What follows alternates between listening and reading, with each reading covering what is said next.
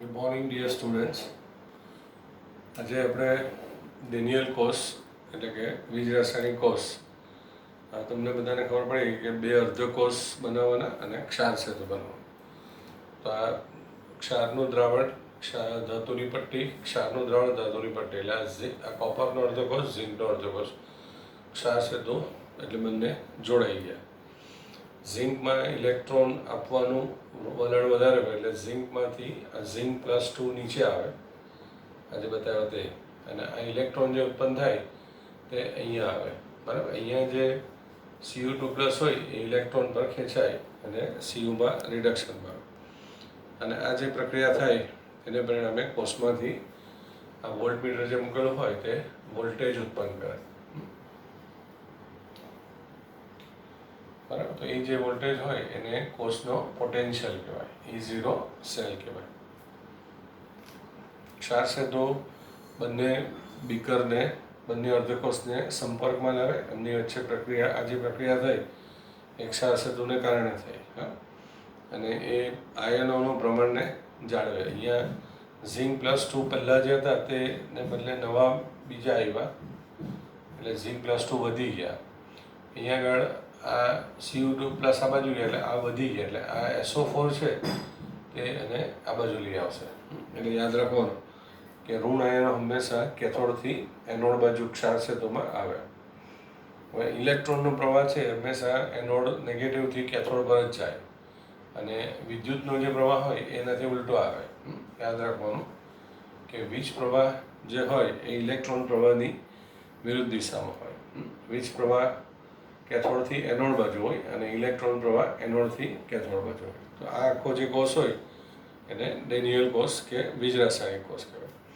હવે ધારો કે આ જે ઝીંક+2નું દ્રાવણ છે એનું જો આપણે મૂલ્ય, સાંદ્રતાનું મૂલ્ય બંનેનું 1 મોલર કરી દઈએ તો આ કોષ આપણને 1.10 વોલ્ટ જેટલો આ વોલ્ટેજ આપશે. તો આવા કોષને આપણે ગેલ્વેનિક કોષ અથવા તો વોલ્ટેઇક કોષ પણ કહી શકાય. એટલે ડેનિયલ કોષમાં જ્યારે આપણે દ્રાવણોની સાંદ્રતા એકમ લઈએ તો જે કોષ બને એને ડેનિયલ કોષની સાથે સાથે એને ગેલ્વેનિક કોષ અને આપણે વોલ્ટેઇક કોષ પણ કહી શકાય. ગેલ્વેનિક કોષ અથવા તો વોલ્ટેઇક કોષ. જો 1 મોલર સાંદ્રતા દ્રાવણની થાય તો હવે આ કોષને જો આપણે સાંકેતિક રીતે બતાવવું હોય, સાંકેતિક નિરૂપણ, તો આપણે ઝીંકનું ઝીંક+2માં ઓક્સિડેશન થાય છે. એટલે આ જે ઊભી લીટી બતાવી એ બતાવે છે કે ઝીંકનું ઝીંક+2માં ઓક્સિડેશન થાય અને આ સાંદ્રતા 1 મોલર લેવાની. બે ઊભી લીટી છે તે ક્ષાર સેતુ માટેની નિશાની છે. આનો અર્થ એવો પણ થઈ શકે કે ઝીંક+2ના સંપર્કમાં ઝીંકનો વિદ્યુત ધ્રુવ.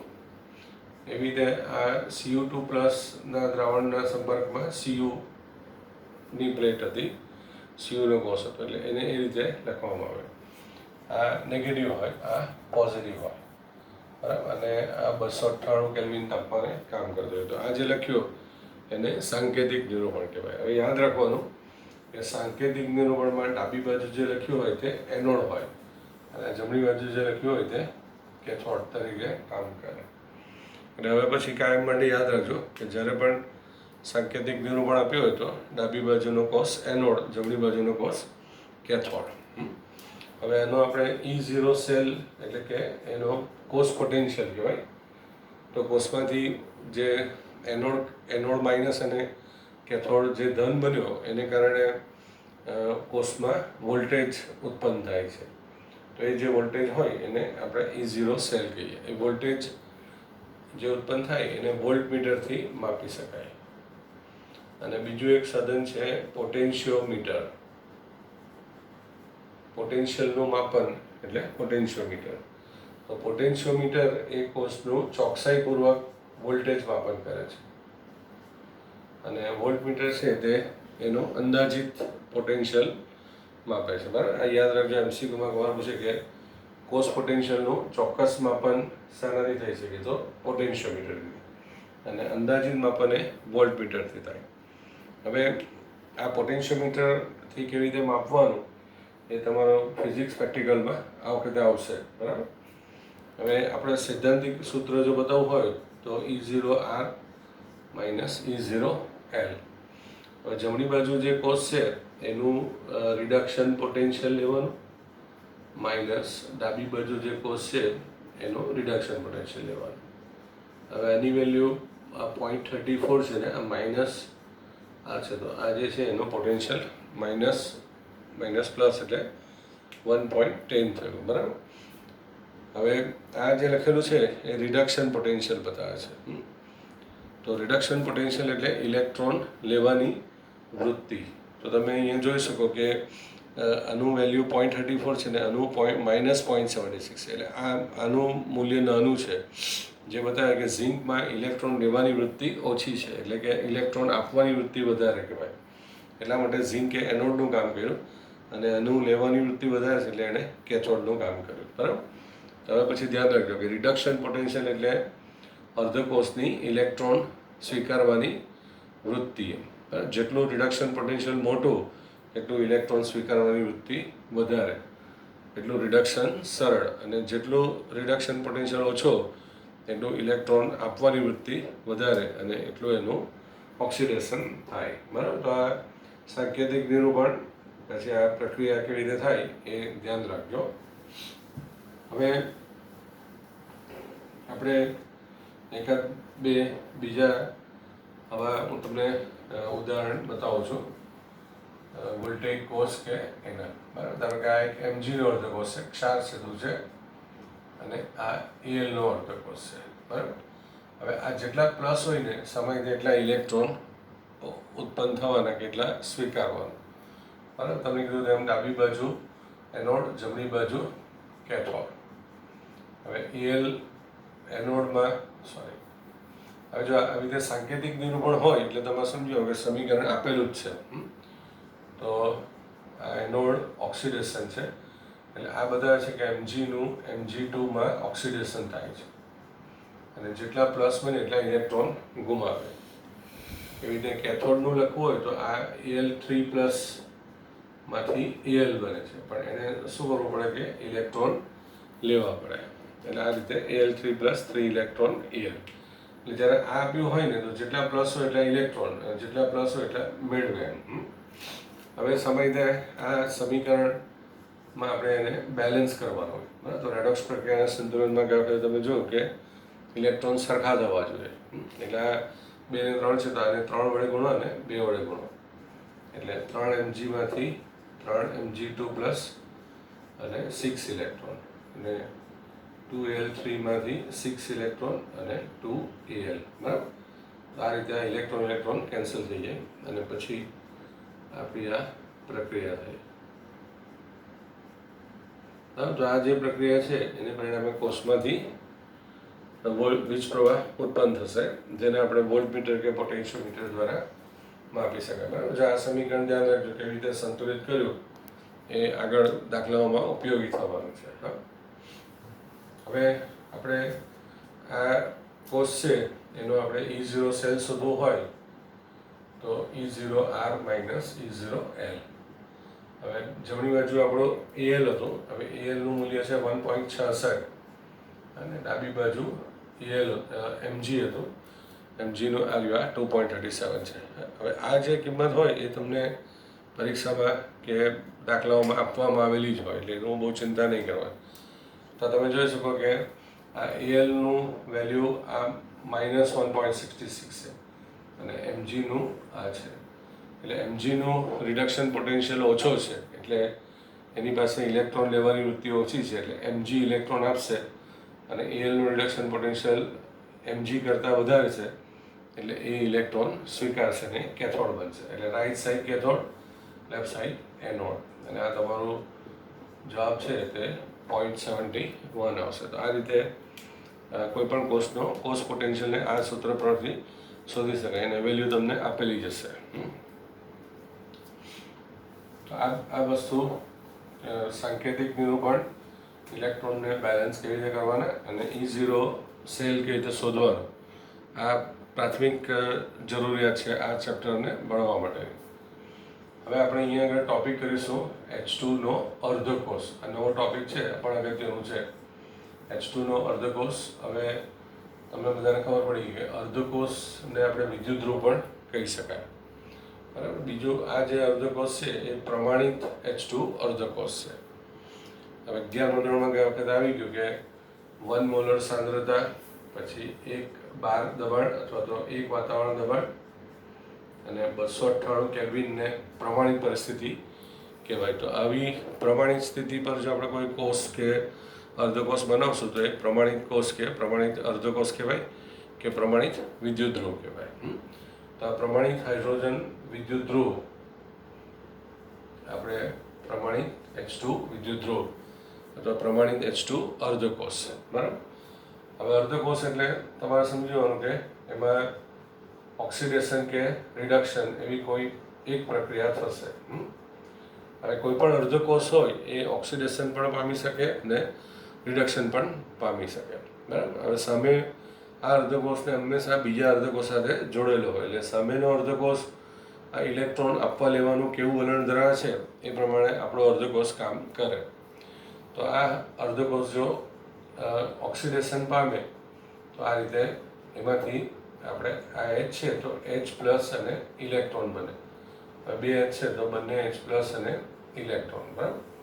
આપણે ખબર છે કે હાઇડ્રોજન પાસે બહારની કક્ષામાં એક જ ઇલેક્ટ્રોન હોય એટલે એક ઇલેક્ટ્રોન ગુમાવી દે.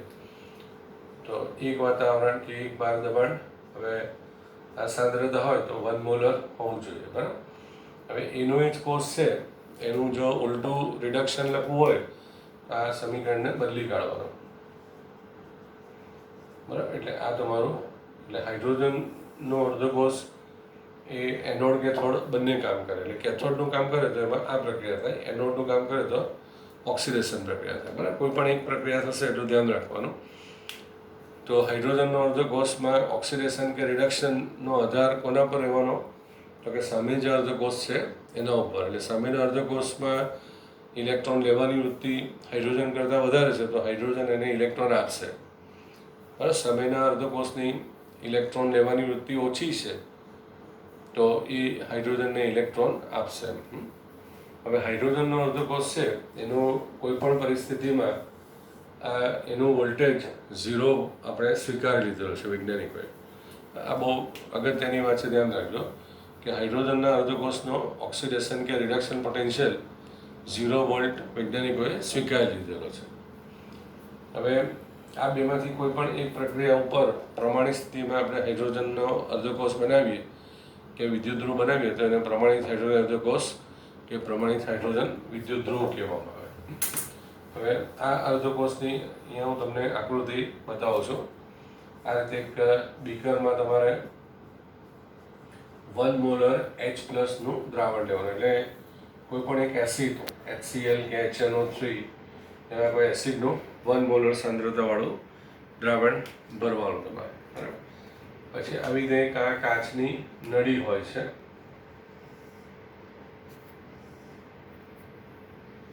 બરાબર. આ રીતે પછી એને આ તાર સાથે બહાર કાઢેલું હોય. અહીંયાથી તમારે આ H2 વાયુ 1 બાર દબાણે અને 298 કેલ્વિન તાપમાને પાસ કરવાનો. આ પ્લેટિનમનો તાર હોય અને એના ઉપર આ રીતે અહીંયા આગળ આ પ્લેટિનમનું દોડ ચડાવેલું પતરું મૂકેલું હોય. જે આ પ્લેટિનમનું પતરું હોય એ આપણા વિદ્યુત ધ્રુવ તરીકે કામ કરશે, બરાબર. અને અહીંયાથી H2 વાયુ આ રીતે પસાર કરવાનો. આ થયું હાઇડ્રોજન અર્ધકોષની આકૃતિ, બરાબર. તો એક બાર દબાણે અને 298 કેલ્વિન તાપમાન H2 વાયુઓમાં પસાર કરવાનું, બરાબર. હવે ધારો કે એ જો એનોડનું કામ કરશે તો આ H2માંથી 2 H+ અને ઇલેક્ટ્રોન બનશે. H+ અંદર આવશે અને અહીંયા જે ઇલેક્ટ્રોન ઉત્પન્ન થાય આ સપાટી પર ઉત્પન્ન થાય એટલે આ તાર જે છે તે ઇલેક્ટ્રોનને અહીંયા લઈ આવશે. પછી આ અર્ધકોષને આપણે બીજા કોઈ સાથે જોડેલો હશે તો તેની પાસે ઇલેક્ટ્રોન જતા રહેશે. હવે ધારો કે આ હાઇડ્રોજન અર્ધકોષ કેથોડનું કામ કરે તો આ જે દ્રાવણમાં H+ છે તે ઇલેક્ટ્રોન મેળવશે, એટલે અહીંયા ઇલેક્ટ્રોનની જરૂર પડશે, તો આ તાર જે છે એના મારફતે ઇલેક્ટ્રોન અહીંયા આવશે અને આ H+ ઇલેક્ટ્રોન પર આકર્ષાઈને H2 બનાવશે. એટલે આ અથવા તો આ કોઈ પણ એક પ્રક્રિયા હાઇડ્રોજન અર્ધકોષમાં થાય. બરાબર, એ બંને કામ, કોઈ પણ અર્ધકોષ બંને કામ કરી શકે, એનોડ અથવા કેથોડનો. બરાબર, એટલે સામેવાળો ઇલેક્ટ્રોન આપે છે કે લે છે એ પ્રમાણે એ એનોડ કેથોડ બની શકે. બરાબર, કોઈ પણ અર્ધકોષ યાદ રાખો કે એનોડનું પણ કામ કરી શકે અને કેથોડનું પણ કામ કરી શકે, પણ એ કયું કામ કરશે એ સાપેક્ષ વૃત્તિ છે એની. સામેવાળો જે અર્ધકોષ છે એના ઉપર એ આધારિત છે એમ કહેવાય. હવે હાઇડ્રોજન અર્ધકોષ છે એનું જે મુખ્ય કામ છે તે આ વાત છે કે પ્રમાણિત અર્ધકોષના પોટેન્શિયલ શોધવા માટેનું. બરાબર, હાઇડ્રોજનના અર્ધકોષનું મુખ્ય કામ શું છે? પ્રમાણિત અર્ધકોષના પોટેન્શિયલ શોધવા માટે. ધારો કે આપણે આ E0 ઝિંક +2 ઝિંક આપણે શોધવું છે. બરાબર, ઝિંકનું રિડક્શન પોટેન્શિયલ કે ઓક્સિડેશન પોટેન્શિયલ જે કંઈ શોધવાનું હોય તે આપણે શોધી શકાય. બરાબર, તો તમારે શું કરવાનું કે જેનું આવી રીતે રિડક્શન પોટેન્શિયલ કે ઓક્સિડેશન પોટેન્શિયલ શોધવાનું હોય એનો અર્ધકોષ આ રીતે બનાવી લેવાનો. આ ઝિંક, પછી આ ઝિંક +2 દ્રાવણ, પછી આ હાઇડ્રોજનનો જે અર્ધકોષ છે હમણાં જે આપણે બતાવ્યો એ 1 મોલર H+નું દ્રાવણ. હા, અને આ રીતે એની સાદી આકૃતિ જો તો બતાવી દો તો વાંધો નથી. બરાબર, આ હાઇડ્રોજનનો અર્ધકોષ થઈ ગયો. પછી અહીંયા તમારે આ ક્ષાર સેતુ આ રીતે મૂકી દેવાનું. બરાબર, આને તમારે આ રીતે અહીંયા જોડી દેવાનો. પહેલાંમાં તમે જોયું કે અહીંયા બહાર તાર બતાવેલો હતો, એ તાર પછી આ રીતે જોડાઈ જશે. બરાબર, હવે ધારો કે ઝિંક છે એની ઇલેક્ટ્રોન સ્વીકારવાની વૃત્તિ હાઇડ્રોજન કરતાં ઓછી છે, એટલે એ ઇલેક્ટ્રોન ગુમાવશે. એટલે આ ઝિંકનો ભાગ છે તે એનોડ બનશે. એટલે ઝિંક +2 જે બને એ અહીંયાથી દ્રાવણમાં આવશે અને આ ઇલેક્ટ્રોન અહીંયા જે ઉત્પન્ન થશે તે આ અહીંયા સુધી આવશે. પછી આ પ્લેટિનમનું જે વાત કરી તે ઇલેક્ટ્રોનને આ પ્લેટિનમના પતરા ઉપર લઈ આવશે. હવે દ્રાવણમાં તમારા H+ છે, તો H+ એ ઇલેક્ટ્રોન મેળવીને હાઇડ્રોજનમાં રૂપાંતર પામશે આ રીતે.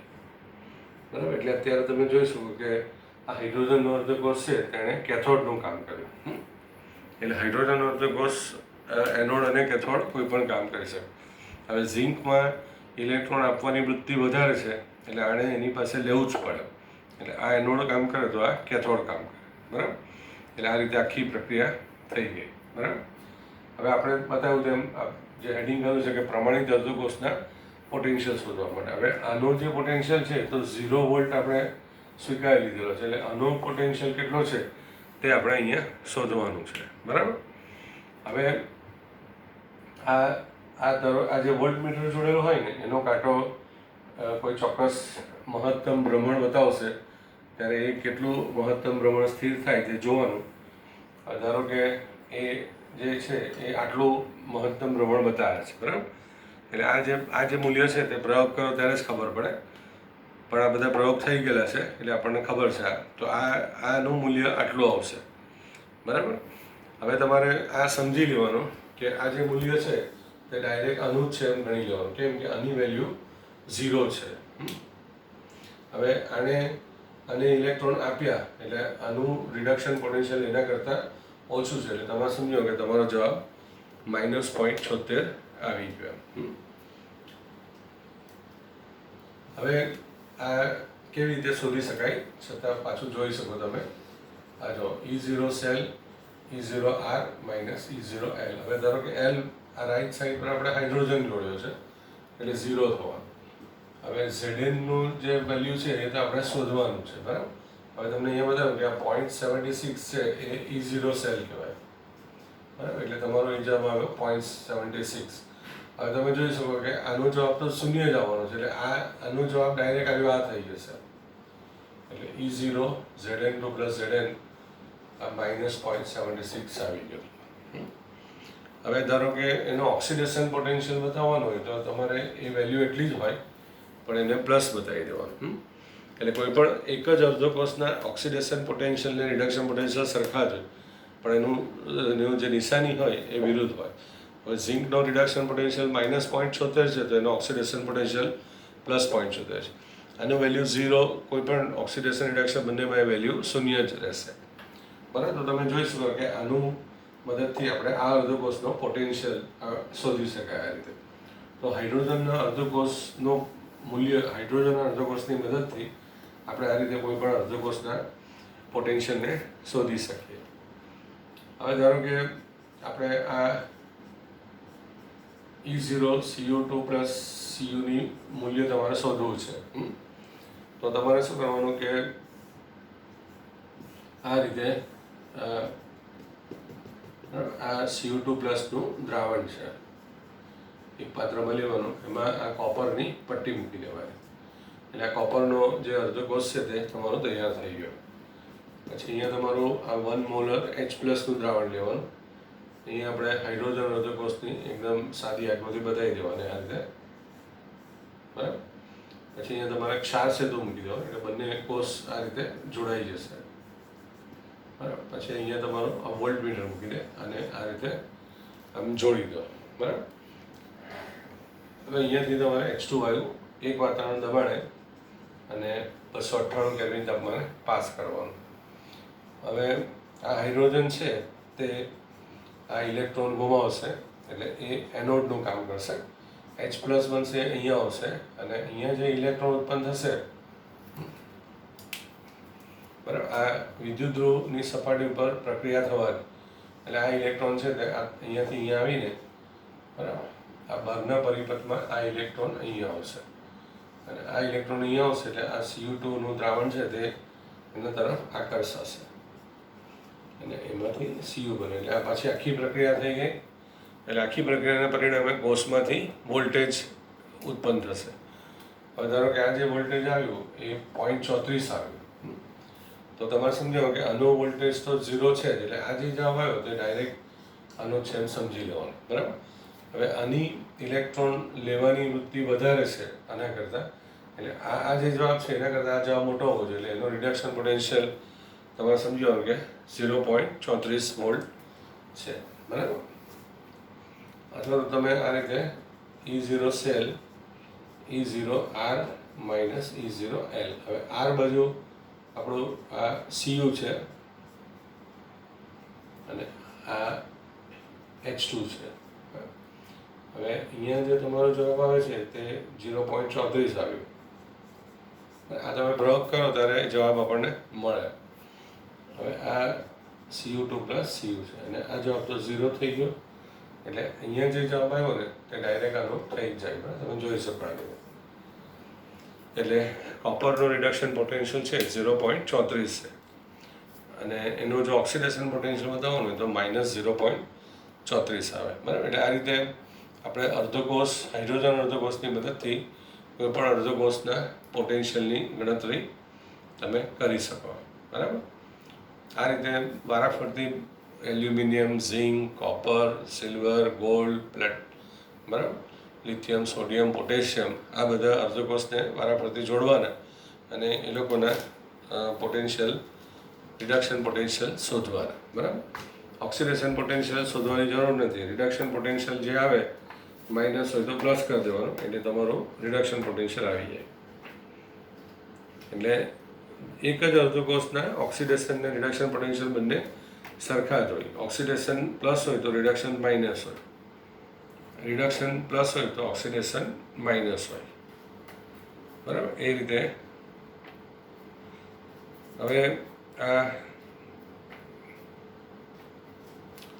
તમારી ઘણા પાસે બુક આવી ગયા હશે કદાચ, તો બુક જો આવી હોય તો આ પાના નંબર 71 ઉપર આ હાઇડ્રોજન, આ રીતે હાઇડ્રોજનના અર્ધકોષ છે, આવી રીતે બધા જુદા જુદા અર્ધકોષ જોડેલા છે. Fluorine, chlorine, gold, silver, copper, Zn, Fe, Ni, Sn, aluminium, magnesium, sodium, potassium, calcium, lithium, અને આ રીતે બધાના આ E0 જે આ વેલ્યુ મેં અહીંયા બતાવી એ આ રીતે અહીંયા બધી વેલ્યુઓ લખેલી છે. એ વેલ્યુ તમારે જોવાની. બરાબર, આ રિડક્શન પોટેન્શિયલના ઉતરતા ક્રમમાં આ બધા મૂકેલા છે. તો ફ્લોરિનનું ઇલેક્ટ્રોન સ્વીકાર વૃત્તિ સૌથી વધારે છે અને લિથિયમની ઇલેક્ટ્રોન સ્વીકાર વૃત્તિ સૌથી ઓછી છે. બરાબર, તો આ રીતે ઇલેક્ટ્રોન આપવા લેવાની જે વૃત્તિ હોય તે આ હાઇડ્રોજન અર્ધકોષની મદદથી આપણે શોધી શકાય. હવે આ હાઇડ્રોજન અર્ધકોષ પરથી એ મૂલ્ય કેવી રીતે શોધી શકાય અને પછી જે મૂલ્ય મળે એને આપણે એના ઉતરતા ક્રમમાં ગોઠવીએ અને પછી જે આખી શ્રેણી મળે અર્ધકોષ પોટેન્શિયલની, એના ઉપરથી આપણે ઘણી બધી વાતો સમજી શકીએ. એ તમને નેક્સ્ટ ટાઈમ આપણે જ્યારે ચર્ચા કરીશું તે, અને એની સાથે એની નોટ પણ મૂકી છે, તો એ નોટ પણ તમે તમારી રીતે લખી દેજો અને નોટ પરથી પણ બરાબર વાંચશો તો એમાંથી પણ ઘણી બધી સમજ પડશે. અને વિડીયો તમારે વારંવાર સાંભળવાનો, એટલે કંઈક આમ તેમ રહી ગયો હોય તો ફરી પાછો સાંભળી શકો. બરાબર, આપણે ક્લાસમાં લેક્ચર હોય તો એકવાર તમે સાંભળ્યું અને પછી ગયું, આ એક સારી વાત છે કે તમે વારંવાર એને તમે સાંભળી શકો અને વારંવાર સાંભળીને તમે વધારે સારી રીતે યાદ રાખી શકશો. તો આ જે સમય છે એ સમયને વેસ્ટ નહીં કરતા એમાં વધારે એનો અભ્યાસમાં ઉપયોગ કરીને જેટલું તમને યાદ રહેશે વધારે એટલું તમારું પાછળથી કામ તમારું સરળ થશે. બરાબર, અત્યારે આપણી પાસે વાંચવાનો સમય વધારે છે, ભણવાનો સમય વધારે છે એમ માનીને એને એ રીતે ઉપયોગ કરજો. તો ચોક્કસ તમને આ બધા ટૉપિકમાં સમજ પડી હશે. નહીં સમજ પડી હોય તો તમારે કંઈ પ્રશ્ન પૂછવો હોય તો મારો જે વ્યક્તિગત નંબર છે એના પર તમે કરી શકો. ફોન કરીને પણ તમારે જાણવું હોય તો જાણી શકો છો. અને તમારા સાચવીને આ અત્યારની પરિસ્થિતિમાં રહેવાનો.